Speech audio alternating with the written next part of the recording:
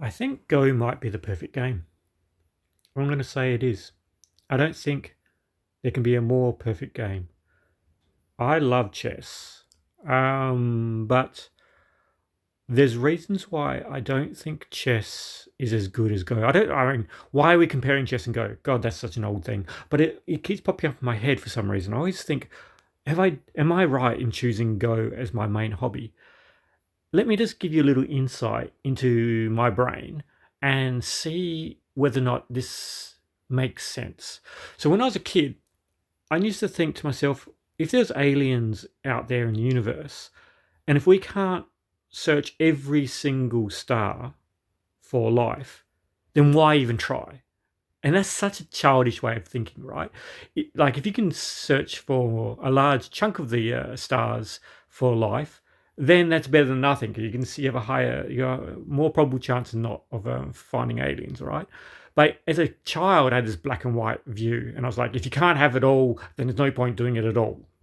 And then it was this sort of changed into me playing chess, where chess was good, but it kind of feels like the same way of thinking. It's like chess is made up. The arbitrary rules, things have changed over the hundreds of years that it's been around, and there's different types of chesses out there. You could say that Chinese chess and you've got shogi and a few others. They're all equally pretty good games, even though I haven't played them. I'm just assuming they're equally good games. But because there's so many different variants of chess, it shows me that they are all arbitrary in the rules. You know, it evolved through cultural changes and stuff. But if there's variations in a game, then why learn one if not and not the other? Why pour energy into one thing and not the other one, right? I find if you're not looking at the fundamentals, then you're wasting your time. Like childish views, like me thinking you have to search for all the stars or don't even try. Like don't even try and play chess if you don't want to play all the variants of chess that could ever be, because for some reason you can't just enjoy one game on its own. I feel like saying that out loud. I sound like I'm autistic. I could be autistic, but I've matured a little bit. But I haven't matured as much as I probably have liked to think, because here I found Go, and Go's rules are basically the most fundamental you can have for a board game that has stones being placed on the grid, and if you surround the stones they get taken off. If you have that premise, then all the other rules fall out naturally, and so Go seems to me to be the most fundamental and non-arbitrary rule sets out there for a game. While there is some rules in Go that are arbitrary, like the 3-ko rule, um, and then I heard about this just the other day. A professional game, they had a 3-ko, and then the idea was that the player with the eye within the 3-ko setup can choose if the game's a draw or a loss or a win. That's completely arbitrary to me. I don't like that as a rule, but I guess they've decided in a professional league that they needed to have that rule. So that annoys me about that arbitrary rule stance. But that is a small misgivings to an otherwise very simple game. Now, so Go is nice, right? It's great. But it could even be close to perfect.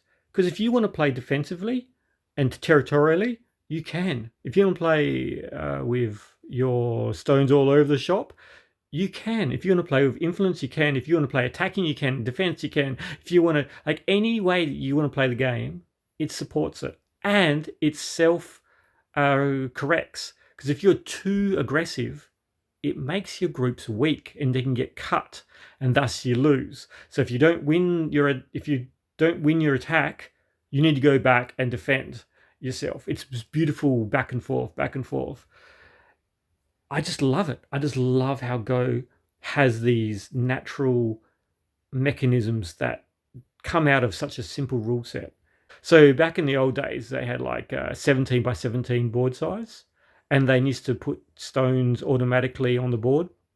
These artificial like these rules of putting stones on the board. It was arbitrary, and the game was worse off for it. Now they've said recently, in the last couple of 100 years, they said, look, let's not put stones on the board and have a free for all. Much better idea, right? They've increased the board size to 19 by 19, and now there's almost a perfect balance between the central play of the game and the territory on the corners. I think there's a slight advantage for territory play, and AIs kind of bore that out too, in that it likes to be very territorially focused. And watching pro players, oh my god, pros, the way that they think, it's amazing, is it not? How do they do that? Like, I'm thinking, I'm trying my best to read our position, and I get it like 5 or 6 reads deep, and I'm like, okay, I'm doing all right, and I play my move, but it still turns out to look like a silly game. But pro games, they're just so smart. Oh, they're so good. How does the human brain think like that? And they get destroyed by AI. Just how deep does AI play? It's just, the game is amazing. The game is truly extraordinary. How deep it goes. So wonderful. All right. So who here gets frustrated and then starts rushing their moves when they start losing? That's when I need to stop playing, when that happens. God, it's a bad habit, isn't it? I see it a lot. Sometimes I'll get into a game where someone's had a losing streak and they are in a stroppy mood and they'll throw down stones quickly and not thinking. And it's almost like they're almost trying to, it seems like they're trying to hurt themselves emotionally by losing even harder, by just throwing stones down without thinking. And then you sort of like, you're thinking about your move, and you're just sort of like, yeah, about here's about right. And you can just slowly cut them apart because they're playing so aggressively. But then when you play that game where you're in a good headspace, your opponent's in a good headspace, you're both playing about the same skill level, and your game feels well thought out. You know when the stones look correct? Like it looks like a pro game? Like lots of little fights all over the whole board, all interconnected, I should say. Doesn't that feel good? Doesn't that feel so good? And like, you can feel like every single move you're making matters. And every single move that your opponent's making matters. And you've got to like, you're in the flow state. You're 100% in flow state. You've just sat there for 40 minutes. You sat there for an hour and it doesn't feel like any time's passed. And it's getting right to the crunch, and there might be huge swings in the score because you made a mistake and you're like, oh my god, but then you can see an opportunity and they will make a mistake and then it's like swings back the other way. It's like, oh, who's going to win? It is wonderful. That's what Go is really. That's exciting when it happens. And on that note, have you ever watched 2 new players play? Like really new? Oh, that is a trip, because they won't play the moves that you can see that would really make a difference. They're oblivious to it. And so you're like, when will they play it? When will they play it? When will they play the cut? When will they play the cut? When will they fill the eye? When will they do this? When will they do that? And then they're ignoring each other's weak points and vital points. And as a stronger player, because you've been playing for a while, you can see them. They're screaming out these moves. That's another thing I want to talk about. When a move needs to be played on the board, it highlights itself. It's like you can feel a physical need to place a stone somewhere. Like for your rank, you'll feel the right spot, right? It's not going to be the best move. You're not going to play like AI moves. But for your rank, sometimes you'll be like, that stone has to go there. It just has to go there. And you're staring at it, and then the other player goes, bonk. They put the stone right in that spot and you go, oh, you did the good move. Damn you. And then you like, the next move glows. It's like glowing on the board. And it's like, bang. That is extraordinary, because you have like a board of like, how many spaces is there? 361 grid points.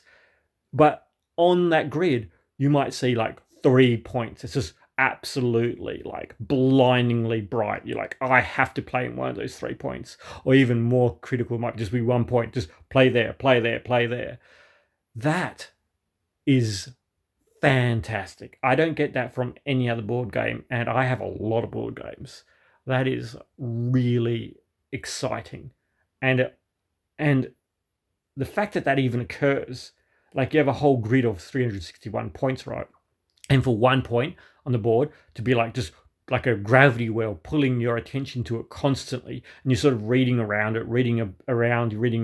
You go, oh, if I don't play there, what if I went to the other side of the board? Because you always want to look for Tanuki, right? You want to look for Tanuki, make sure that you can play somewhere else, because you don't want to play in one spot too much. But this one spot keeps drawing your attention, and you're going, is that really the right spot? And then the timer starts ticking down. It's like 5, 4, 3, and you're like, all right, bang, right in that run glowy spot. Because there was no other option. Even though you spent 30 seconds looking around the board, it was always going to be that one spot from the very big get-go.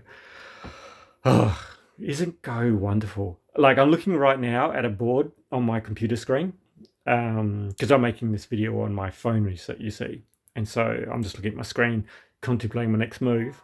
And there's only one move that needs to be played. And I'm looking around, and there's nothing else. This is one glowing move. I don't know if it's going to win me the game or be a good move, but after the game's finished, I like to review my games with AI. I'm going to see whether or not AI agrees that this was the blue move, because I really feel like there couldn't be any other move. Surely, surely, but we'll see. Just so I wanted to talk about how good Go is, and how wonderful it is that you can play territory and influence and whatever you want to do. And if you're too defensive, you lose. If you attack too much, you lose. Wonderful. Just wonderful. All right. Until next time. Bye.